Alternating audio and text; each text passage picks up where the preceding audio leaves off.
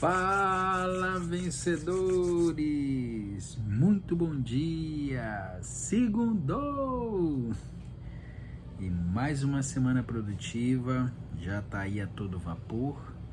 Nós que fizemos ontem o nosso domingão, só pros mega brabo, meu amigo. É, só pros mega brabo. Se sábado é pesado, domingo então, hein? Mas eu fico muito feliz porque você está direto aqui com a gente no nosso canal Campeão. Só os vencedores estão por aqui, só aqueles que realmente estão ligados em algo que realmente vai fazer a diferença para a sua vida e vai contribuir para o seu crescimento. Obrigado por você estar aqui. Sinta-se em casa. Então vamos para a nossa...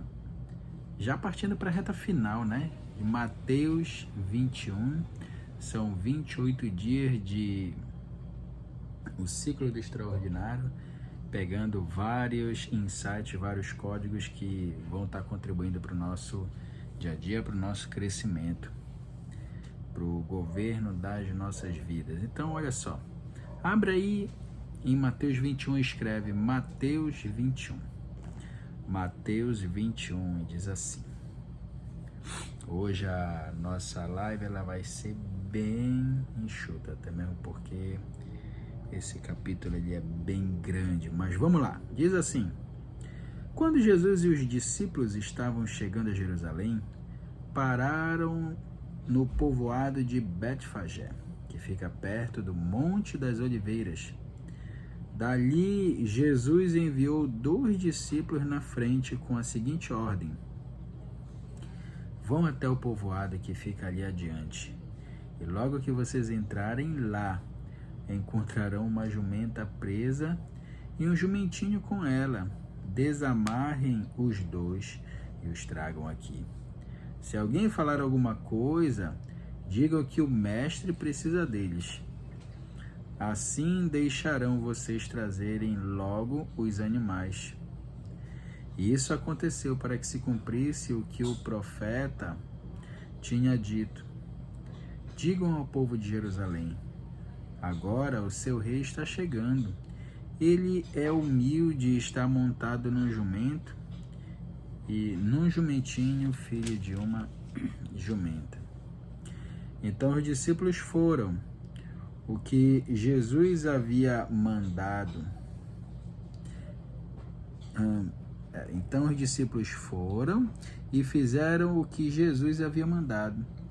Levaram a jumenta e o jumentinho, jogaram as suas capas sobre eles, e Jesus montou. Da grande multidão que ia com eles, alguns estendiam as suas capas no chão, e outros espalhavam no chão ramos que tinham cortado das árvores.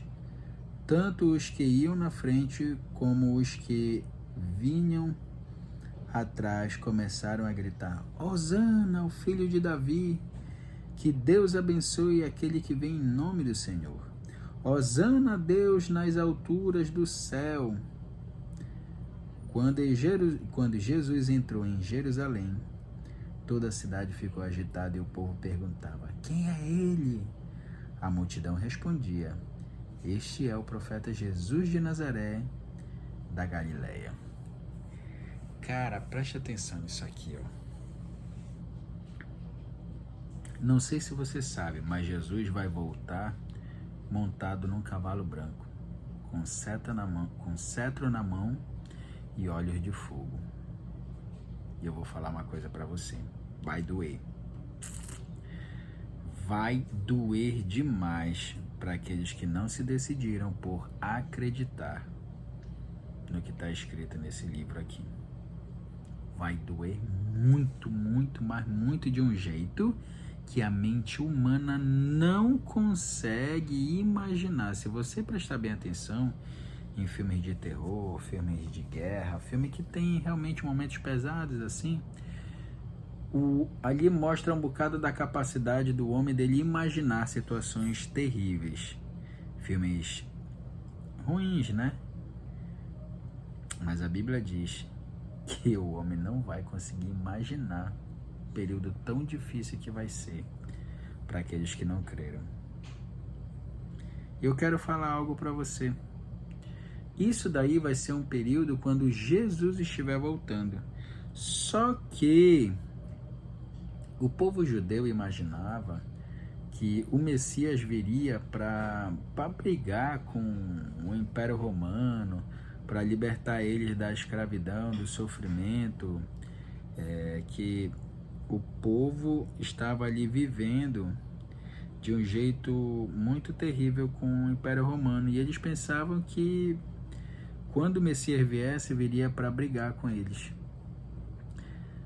Só que o que representa a entrada desse jumento? Jesus está montado num jumento. O que isso significa?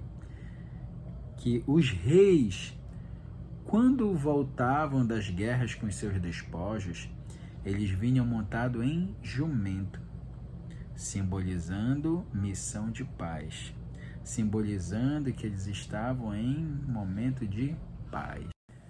Então você precisa perceber que Jesus, ele vem com uma missão e um propósito, e tudo que ele faz é intencional. Então escreve assim: eu sou intencional. Fala isso: eu sou intencional. Tudo que eu faço, tudo que eu falo, o que eu vivo tem uma intenção. E quando você alinha todas essas coisas, faz uma diferença tremenda. Então pensa nisso. Por quê? Porque Jesus poderia entrar de qualquer jeito, mas não. Mas não. Ele vai e simplesmente faz o quê? Ele mostra que ele é cuidadoso com os detalhes. E os detalhes apontam para ele. Por quê?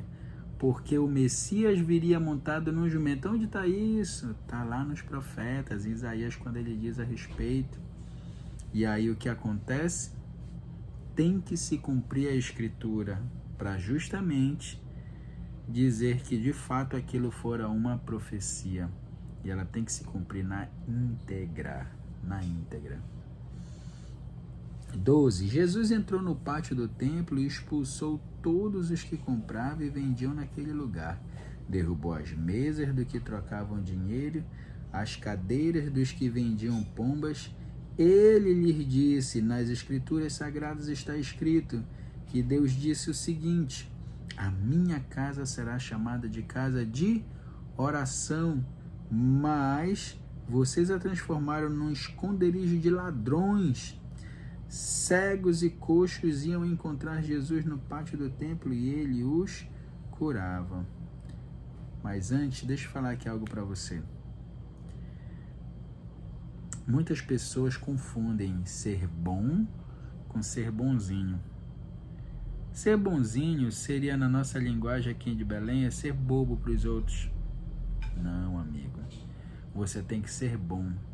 Você tem que contribuir, tem que ajudar, tem que realmente fazer algo que possa estar acrescentando na vida das pessoas, mas ser bonzinho, não. Ser bobo, não. E as pessoas confundem muito isso e não querendo desagradar as pessoas. E o que Jesus faz? Desce a lamba nesse povo que estava na frente do templo fazendo a casa de Deus, o templo, de casa de cambistas, ladrões. E ali o povo estava sendo extorquido, roubado. Por isso que Jesus se aborreceu muito com eles e saiu quebrando tudo. E aí eu pergunto para você, como é que fica assim essa atitude de Jesus, em que muitas pessoas querem romantizar o Evangelho, querem fazer com o Evangelho como se fosse um conto de fadas, que a pessoa ela pensa assim: não, Jesus ele saiu só falando para as pessoas. Ele fez foi um azarrogue, amigo. Você sabe o que é um azarrogue? Um azarrogue é um tipo de chicote da época que ele saiu quebrando tudo. Então saiba gerenciar a sua emoção e canalizar a sua emoção para aquilo que realmente você precisa e não perder o controle por qualquer coisinha. Você está entendendo? A maioria das pessoas perde o controle por qualquer coisa. Então, o que Jesus ensinou muito para os seus discípulos? Controle, ou melhor, gestão da emoção e uma mente transformada. Se eu fosse você, anotava isso. Não sei se você sabe, mas é a essência daquilo que Jesus fez. Inclusive o Dr. Augusto Cury, ele fala muito a respeito disso, que o Dr. Augusto Cury é um grande cientista que trata dos detalhes da mente de uma forma brilhante. Ele fala que Jesus foi uma pessoa que passou e procurou ensinar os seus discípulos a respeito da gestão das emoções e ter uma mentalidade transformada e alinhada com a do reino. Cara, isso é muito pesado. 14. Cegos e coxos iam encontrar Jesus no pátio do templo e ele os curava. Os chefes dos sacerdotes e os mestres da lei ficaram zangados quando viram as coisas maravilhosas que ele fazia e ouviram as crianças gritando no pátio do templo: Hosana, o filho de Davi! E eles disseram a Jesus: Você está ouvindo o que estão dizendo? Jesus respondeu: Claro que sim. Será que vocês nunca leram a passagem das Escrituras Sagradas que diz: Deus ensinou as crianças e as criancinhas a oferecerem o louvor perfeito? Então Jesus os deixou, saiu da cidade e foi para o povoado de Betânia e passou a noite ali. No dia seguinte, quando estava voltando para a cidade, Jesus teve fome. Ele viu uma figueira na beira da estrada e foi até lá, mas não encontrou nada, só folhas. Aí disse para a figueira: Nunca mais dê figos. E na mesma hora a figueira secou. Os discípulos viram isso e ficaram muito admirados e disseram: Como a figueira secou depressa? Então Jesus disse: Eu afirmo a vocês que isto é verdade.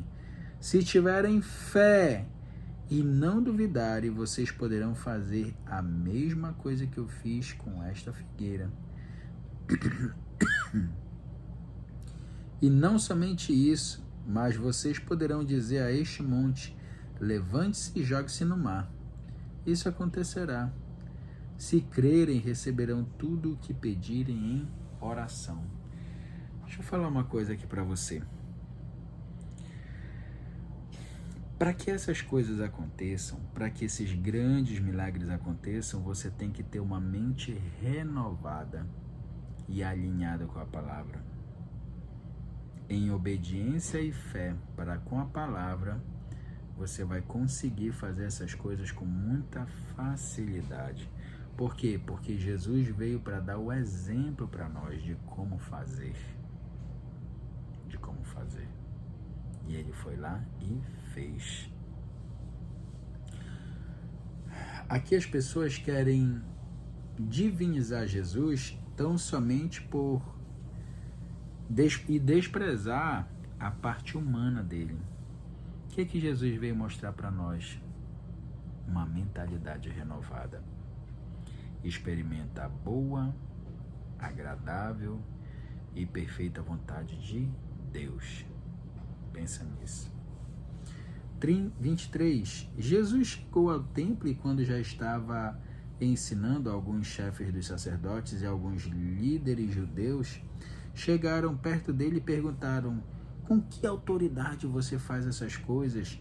Quem lhe deu essa autoridade? Jesus respondeu: Eu também vou fazer uma pergunta a vocês. Cara, o sábio faz pergunta. Anote isso aí. O sábio faz pergunta. Eu também vou fazer uma pergunta a vocês. Se me derem a resposta certa, eu direi com que autoridade faço essas coisas. E responderam. Respondam. Quem deu autoridade a João para batizar? Foi Deus ou foram pessoas? Aí eles começaram a dizer uns aos outros: se dissermos que foi Deus, ele vai perguntar: então por que vocês não creram em João? Mas se dissermos que foram pessoas, temos medo do que o povo pode fazer, pois todos acham que João era profeta. Por isso responderam: não sabemos. Então eu também não digo com que autoridade faço essas coisas, disse Jesus. E sabe de que eu me lembro também? De Paulo, quando ele afirma nas suas cartas da seguinte forma: Paulo, apóstolo de Cristo, pela vontade de Deus. Entenda uma coisa: o mesmo Espírito de Jesus, que também habitou em Paulo, ele continua agindo em nosso meio, agindo em nossas vidas, nos direcionando naquilo que realmente a gente precisa fazer. Então, por isso, tenha convicção naquilo que segue no seu coração, porque do coração procedem as fontes da vida. No coração, o Senhor, ele fala com você. No coração, ele dá toda a direção de que você precisa. Então, pensa nisso aqui, olha, como isso aqui é precioso. Como isso aqui é precioso. A autoridade que Jesus deu para você e para mim, ela continua disponível para todo aquele que realmente crê nele, como dizem as Escrituras. Porque se você acreditar, como dizem as Escrituras, não é de qualquer jeito, não é de qualquer forma. Por isso, muitas pessoas não conseguem alcançar milagres. Por isso, muitas pessoas não conseguem fazer milagres. Bugou a cabeça aí, né? Só permanece por aqui. Vai ficando que você vai entender cada vez mais o que eu estou falando para você. Sim, é fazer milagres.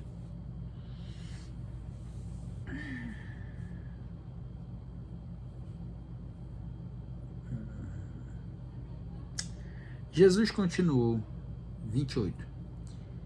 E o que é que vocês acham disto? Certo homem tinha 2 filhos, ele foi falar com o mais velho e disse: filho, hoje você vai trabalhar na minha plantação de uvas. Ele respondeu: não quero ir. Mas depois mudou de ideia e foi. O pai foi e deu ao outro filho a mesma ordem. Este disse: sim, senhor.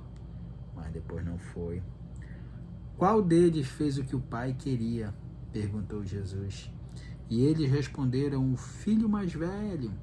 Então Jesus disse a eles: eu afirmo a vocês que isto é verdade. Os cobradores de impostos e as prostitutas estão entrando. Presta atenção aqui como ele escreve no presente. Não sei se você já tinha prestado atenção nisso aqui. Olha isso aqui.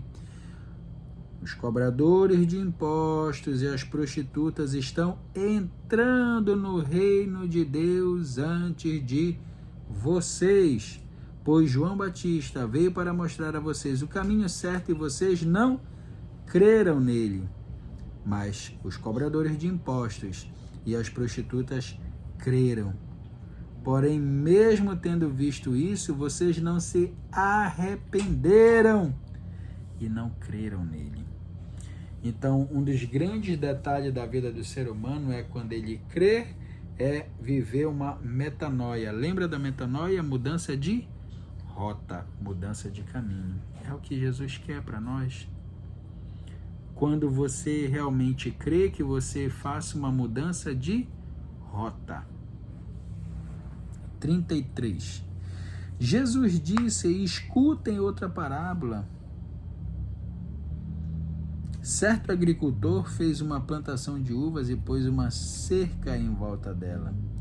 Construiu tanque para pisar as uvas e fazer vinho, e construiu uma torre para o vigia.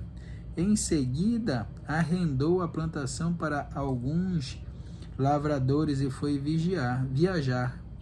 Quando chegou o tempo da colheita, o dono mandou alguns empregados a fim de receber parte dele, mas os lavradores agarraram os empregados, bateram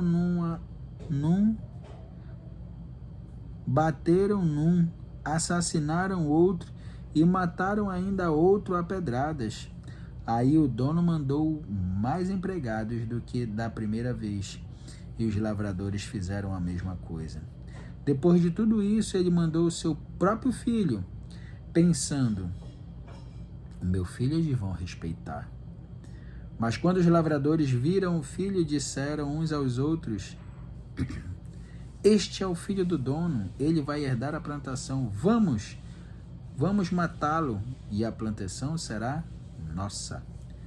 Então agarraram o filho e o jogaram para fora da plantação e o mataram. Aí Jesus perguntou: e agora? Quando o dono da plantação voltar, o que é que ele vai fazer com aqueles lavradores? Eles responderam: com certeza ele vai matar aqueles lavradores maus e vai arrendar a plantação a outros, e estes lhe darão a parte da colheita no tempo certo. Jesus então perguntou: vocês não leram o que as Escrituras Sagradas dizem? A pedra que os construtores rejeitaram veio a ser a mais importante de todas. Isso foi feito pelo Senhor e é uma coisa maravilhosa. Então Jesus, ele mostra aqui de uma forma muito clara que aqueles que eram para cuidar da vinha queriam tomar conta, dominar, ficar com ela. E até mataram o filho do dono da vinha. Tudo com quê?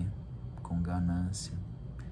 Eles se intitularam dono. Eles disseram: não, agora a vinha é nossa.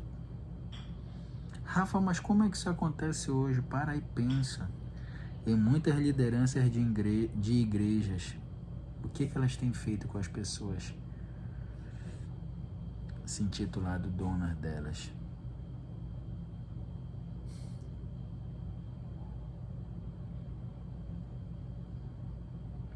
Aquele que é livre, deixa a pessoa livre. Aquele que é livre, deixa a pessoa livre. Foi para a liberdade que Cristo vos libertou. Imagina isso. E muitas pessoas têm vivido presa dentro de quatro paredes. Dentro de quatro paredes. 43. E Jesus terminou: eu afirmo a vocês que o reino de Deus será tirado de vocês e será dado para as pessoas que produzem os frutos do reino. Quem cair em cima dessa pedra ficará em pedaços. E se a pedra cair sobre alguém, essa pessoa vai virar pó. Os chefes dos sacerdotes e os fariseus ouviram as parábolas que Jesus contou e sabia que ele estava falando a respeito deles. Por isso queriam prendê-lo, mas tinham medo da multidão, porque o povo achava que Jesus era profeta. Vamos fazer o nosso boot? Se ajeite aí, que nós vamos fazer o nosso boot aqui.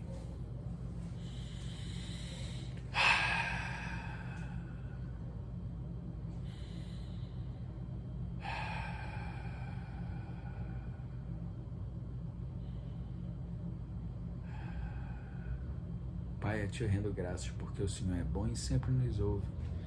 Obrigado pelo seu maravilhoso amor.